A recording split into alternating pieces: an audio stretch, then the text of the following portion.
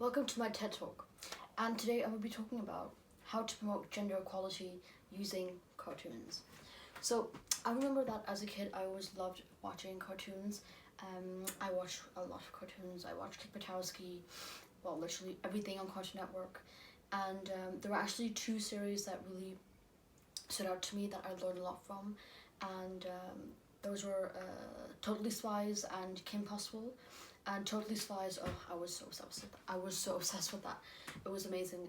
So basically it was about three girls and they all had these really cool gadgets and they had to work together to fight the bad guy who was in every episode. There was a new bad guy they had to fight against.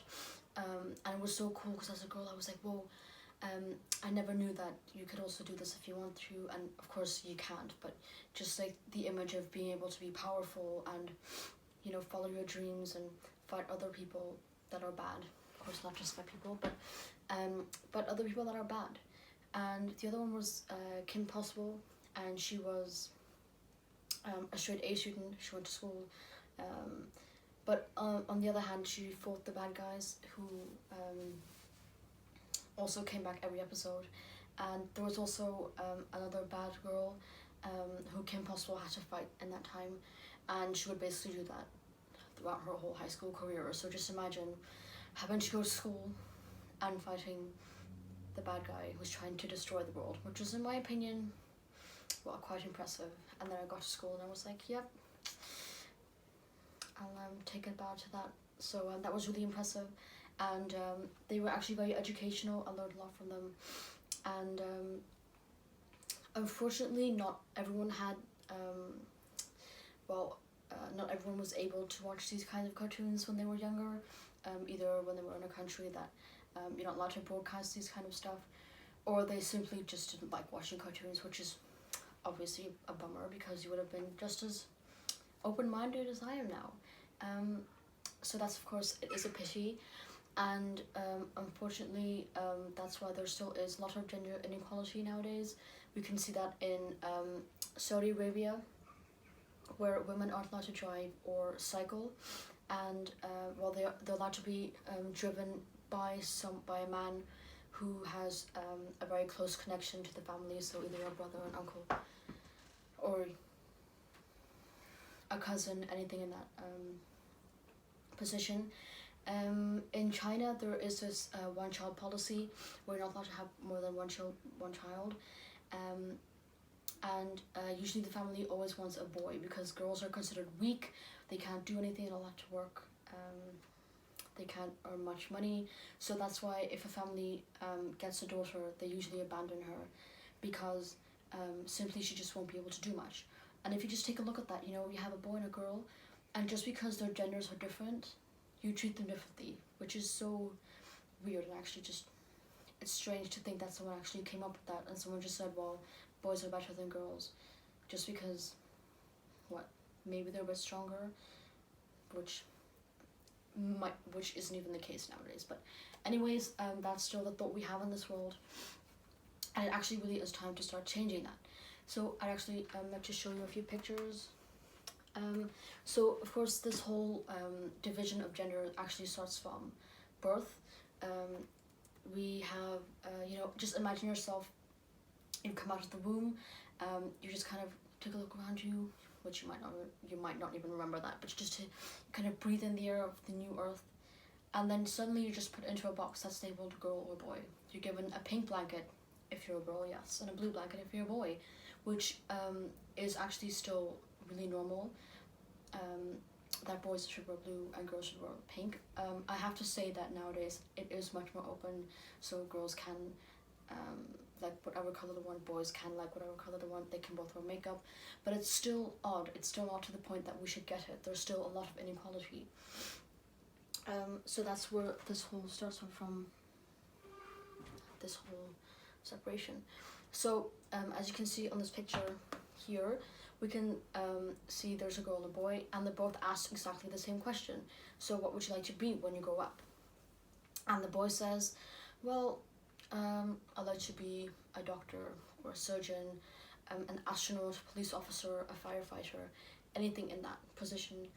And that's really considered normal because he's a guy, and those are considered as masculine jobs still are nowadays. If a woman is a firefighter, it's still odd. She might be the only one, or there's very few of them. Same with police officers. It's still strange if a certain gender doesn't have the job that belongs to them, which is really strange. And the girls asked exactly the same question: what would you like to be when you grow up? And this, of course, is an exaggeration. But then she says, well, when I grow up, I'll probably be a blonde or a brunette, or just someone who likes makeup, or anything in that aspect. I think you can imagine one of the stereotypical views that we all have. So this is actually really where the basis of inequality is given. You know, you can't just, it doesn't just fall from the sky and then you just think, oh, well, girls can do this and boys can do that. It's really, you're raised with those thoughts. You know, it's about your surroundings, where you live. And lucky for me, I didn't have that. I had good parents. They all told me that you can do whatever you want, you can wear whatever you want. But they did tell me that if you would do it, there's always people who would be negative about that. And that's the point that should start to go away as well. That's the next step we have to take.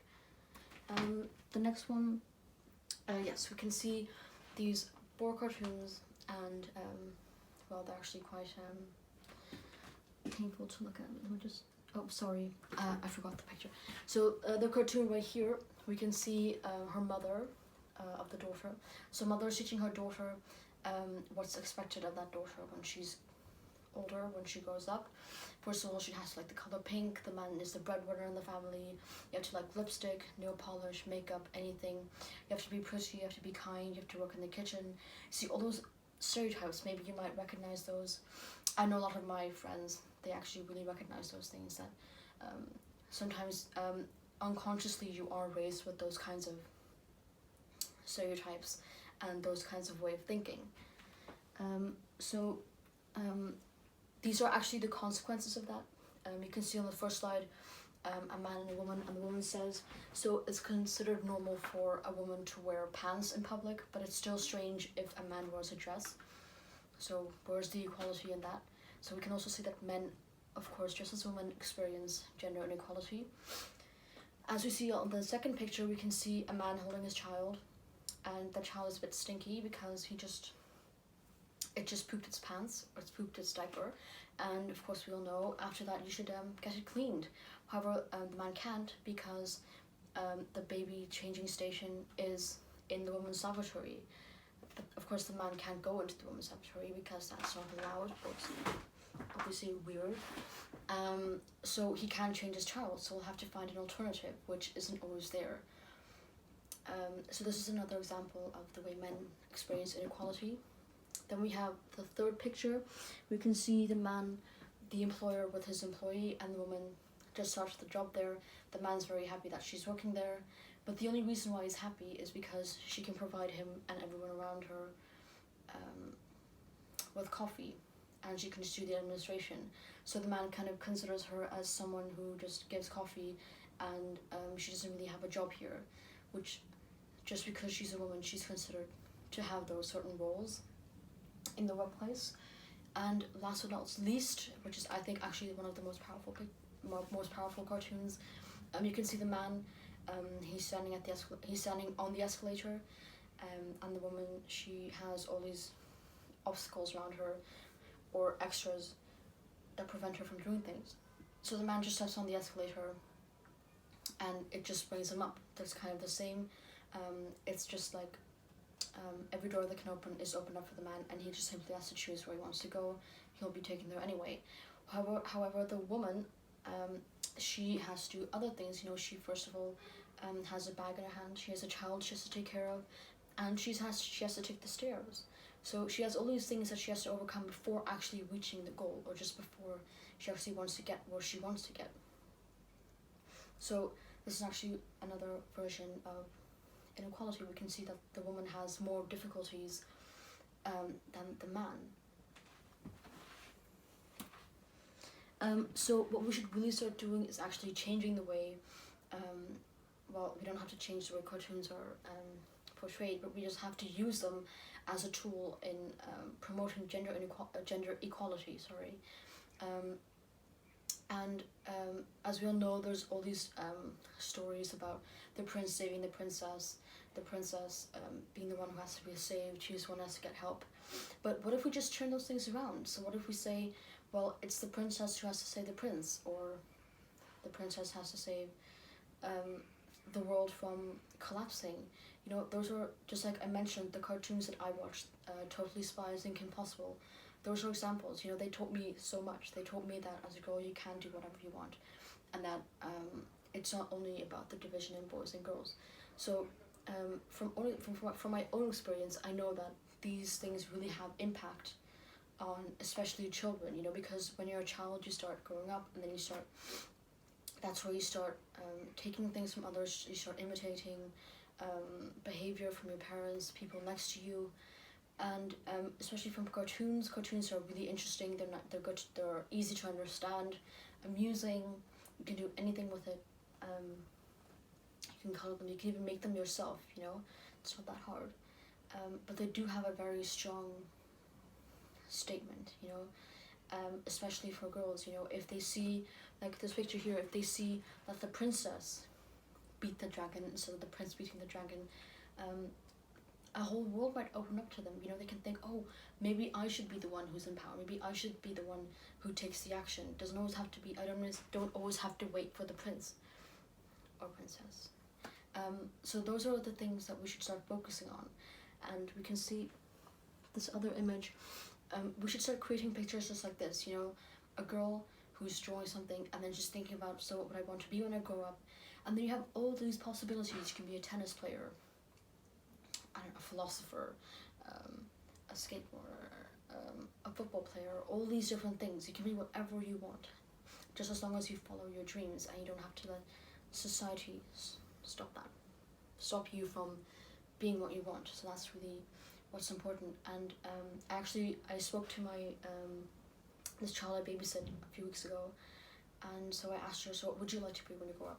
So it was a really big coincidence. And she said, well, I'd like to be a firefighter, but I'm not sure about that because it's really something that guys do. And then I said, well, you know, you can be whatever you want. It doesn't always have to be a guy who does it. You can, like, what would the difference be between a girl and a guy becoming a firefighter? There is basically no difference.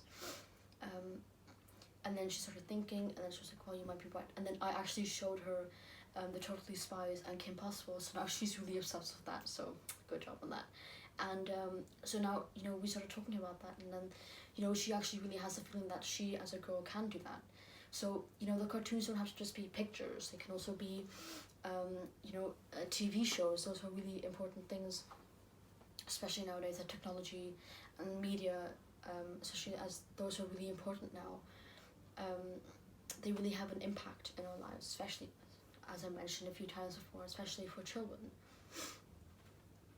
And other picture, no.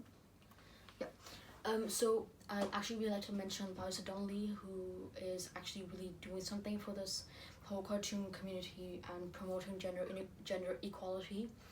And I found it so fascinating that she actually started that whole process. You know, it's really something you have to put effort into, but it does actually really have a big impact. You know, for instance, she made this this cartoon and the other cartoon with the woman showing her daughter, what she has to like and what's expected of her when she grows up. And Liza Donnelly really portrays the lives of, well, both men and women, but mostly the main character is a woman, and she portrays the difficulties of a woman in a day-to-day life. So it's not really about the big issues such as, well, global warming and poverty and racism. She has a few of those cartoons as well, but she also specializes in those kinds of cartoons. And that was actually really cool and special to see that someone out there is actually really doing something. And it is kind of, well, sort of showing other people, you know, you can do certain things by just simply drawing a picture, or just drawing a little cartoon, or just doing something small like that. And we can see this picture here. A woman is the only one in the room with only men surrounded, and she tells herself, I'm supposed to be here. So she knows she's supposed to be there. She knows she knows she got here because she fought for it. And that's kind of the image we should all have as women. We should think we got here because we fought for it, but it's still not the typical idea. We have to say we got here because of being that smart, or you got here because you have the qualifications for the job, not just because you're a woman or because you're a man.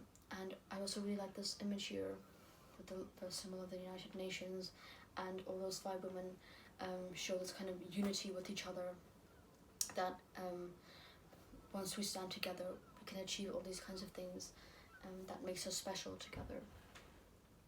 So these are actually the 2 cartoons I was obsessed with when I was very small.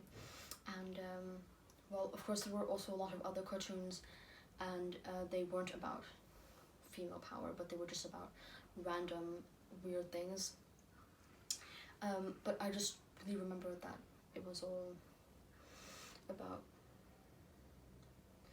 finding yourself in the cartoon characters, you know, like seeing that someone really looks like you, seeing that someone has the same ideals as you, and that was, for me, that was really important, and that was very special to see that there's someone you can relate to, someone to know that you're not the only one in the world who thinks in that particular way. So that was the special thing for me.